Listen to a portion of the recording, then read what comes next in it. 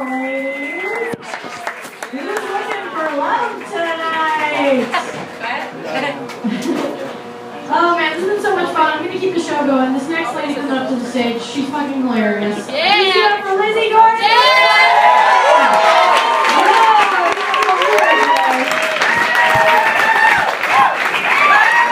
Hi!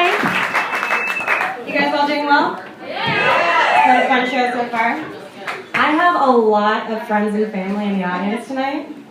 And I was really hoping that I could take this opportunity to share the darkest, most disgusting shit about my personal life and force them to listen and pay for it.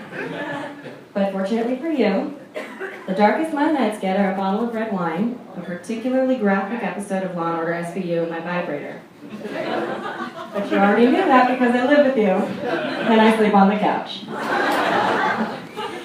You guys, it has been a really long time since I've known the touch of a man. It's been so long that I'm not really invited to my girlfriend's brunch where they take shots of vodka and pregnancy tests anymore. Because it's not fun to play when you already know the answer. But at first it was kind of fun. Like, I had all this time by myself, rediscover myself, experiment with myself, do things that I wouldn't be comfortable doing with a partner because I'm just alone and I'm not judging. And it was great for a while, but it has been so long now that I've fallen into a rut with myself.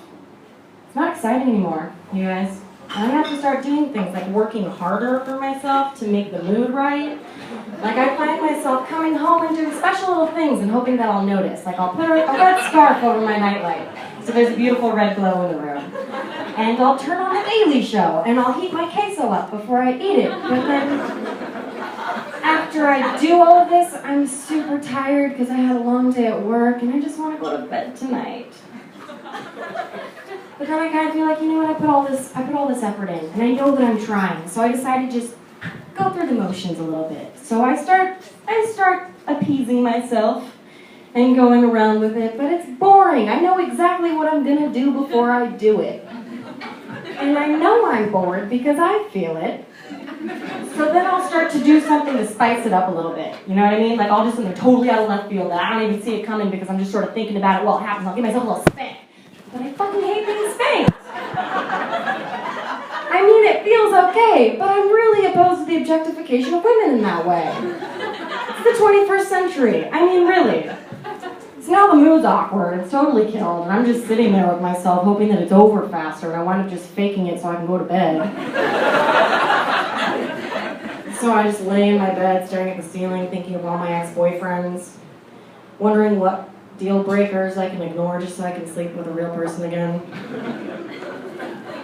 Spend a lot of time on Facebook just checking up on them because I care. Just want to know what they're doing, make sure they're doing well.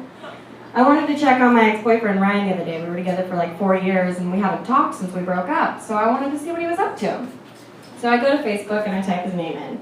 And nothing pops up, which means that he's deleted me. Which is kind of good for me, right? Because it means that he had to like eternal sunshine himself to get over me. So he really fucking cared. But I don't want to not see what he's doing. So I type in his email address thinking that Facebook will find him. And nothing pops up. And that's when it hits me that he didn't delete me, he blocked me. Which is a totally different story because now he's assuming that I'm too crazy to be searching him on Facebook and that I'm going to do something like find him where he's checked in and see how he and his new girlfriend are doing, which I wouldn't do. I just want to know what he's doing because I care. And it's usually at this point in time that I would sign into my friend Jessica's Facebook account so that I could see what Ryan's doing. But Jessica changed her password because I thought it would be funny to post, pregnant, which one of you's the daddy? So that option's out. And that's when I remember, when Ryan and I were together, we had this stuffed animal love child called Cheeto. He's a little bear, he's very cute. He has a lot of ambition, but he's not really doing much lately. And so I signed into Cheeto's Facebook account because Ryan and I made him one when we were dating. And of course we both befriended him so that we could monitor his internet interactions, because we're responsible adults. So I signed into Cheeto's account, and Ryan is still friends with him, which means that he still does care on some level. So I go to Cheeto's page, I go to Ryan's page, I'm on Cheeto's account, I go to Ryan's page. and I'm looking at his stuff, and it's just really nice to see that he's not really changed much.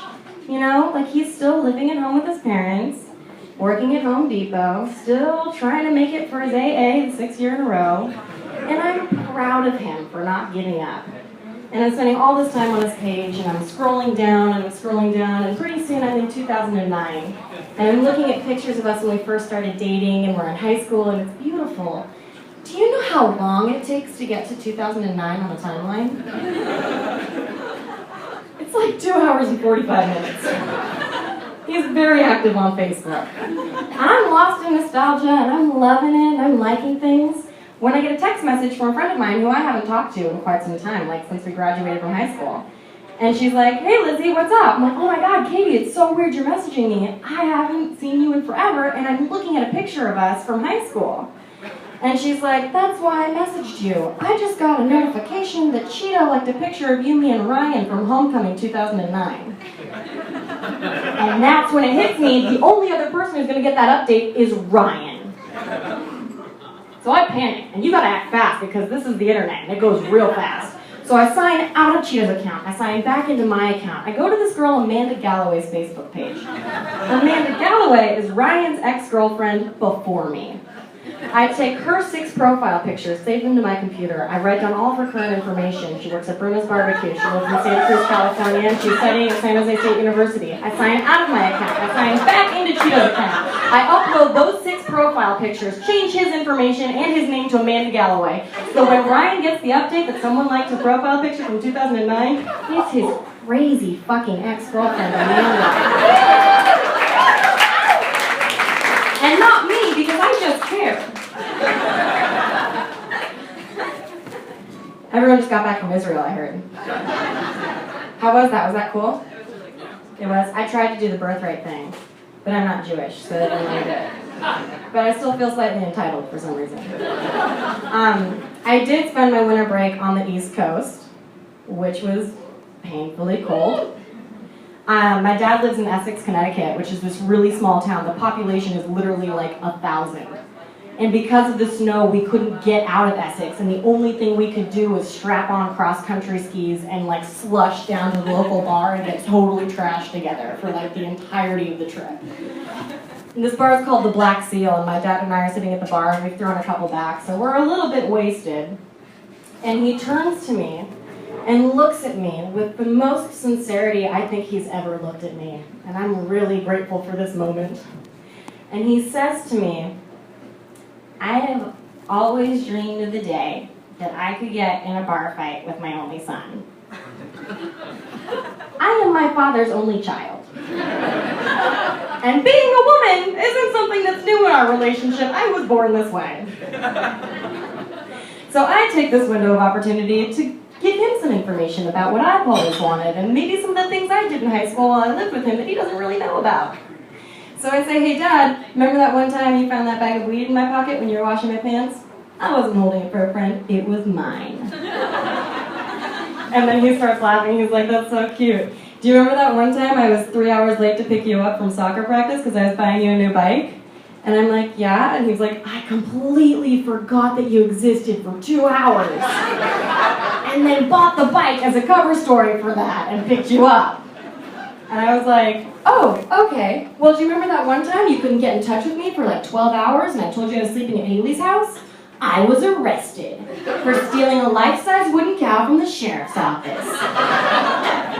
And my dad looks at me and he goes, "Remember your dog Tucker?" And I'm like, "Yeah, the one that died and got hit by a car?"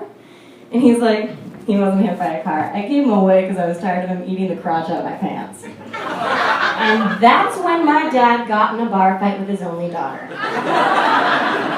What I'm trying to say is dreams kind of come true. What else can we talk about? Oh, okay. So a lot of our generation has started this thing called sexting, which you all engage in. You can't deny it. The silence is basically agreement. A lot of my friends think it's rude. They're like, "I don't want to just have a guy text me a picture of his dick. Like, that's too forward." And it's sort of like he wouldn't just whip his dick out on the first date, so I don't know why it's not offensive. And I'm a big believer and supporter of this because any man that goes to a length to keep his actual penis out of my actual mouth is a gentleman in my book. And I love sexting because all you have to do is send a little generic text saying something like, "I'm gonna suck your dick so good." And then he does whatever he has to do at his house to make that happen. Whereas the reality of the situation is, if I'm in a room with a guy and I say something like, "I'm gonna suck your dick so good," I'm gonna have to back that up. When the reality of the situation is, I don't actually have the muscles in my arms to hold myself up while gravity pulls me down on your penis. And I'm crying a little bit because the tip of it has been poking me in the back of the throat and I'm dry heaving with snot dripping down my face like a mustache. I'm puking every 15 seconds and swallowing it, hoping that you don't really notice it. And if we do finish this all the way through, I'm going to run around your apartment at a 90-degree angle so that your cum doesn't touch my tongue because I don't like the taste of it. And I'm going to spit it out dramatically so that you know I'm not okay with that. And that's just how I feel. That's just how I feel. Since we're on the topic, I'm not so upset about being single. Especially around Valentine season, because there's nothing that I hate more than having to pick out a meaningful gift for like a boyfriend.